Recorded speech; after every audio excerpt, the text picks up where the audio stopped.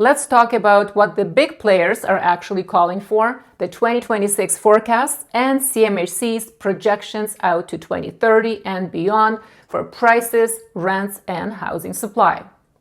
Along with TREB and CMHC, I also look at the national forecast Royal LePage Real Estate Services Limited brokerage, my brokerage, puts out. Their reports are public and used by banks, media, and analysts across the country. In plain language, their latest outlook says this: across Canada, typical home prices in Q4 2026 are expected to be about 1% higher than in Q4 2025. In the GTA, prices are expected to be about 4.5% lower over the same period. Two things I want you to remember about forecasts.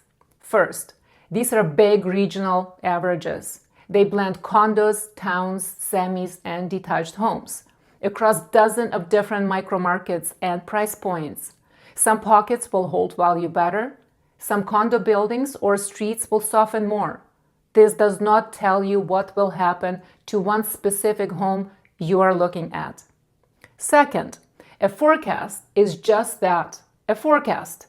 It's an educated view based on the data we have today, not a guarantee about your address or your timeline. So how do I use this in real estate? For me, it sets expectations. It tells me we are likely in a slower negotiated 2026 market where prices can still move around a bit while the market finds its new balance this year. And I'm done with the real estate is dead story. For the last few years, the chorus has sounded like this: real estate is dead, it will never come back, no one's buying anything. Good, it shouldn't come back to what it was. The COVID spike, dirt cheap money, blind bidding, offers in an hour, that was a fever. Everyone got high on cheap debt and fear of missing out and called that the market. What we have now is closer to a healthy market.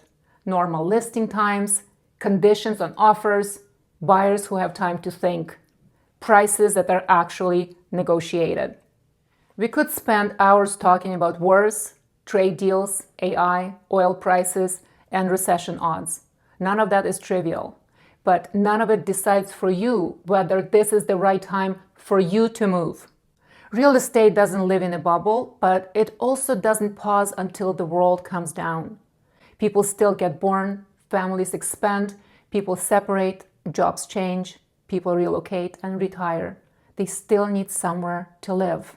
So instead of staring at every forecast and every Bank of Canada headline, the better questions are these. What's actually happening in my life? How long can I realistically stay put if I buy? Does this home and this mortgage make sense for me?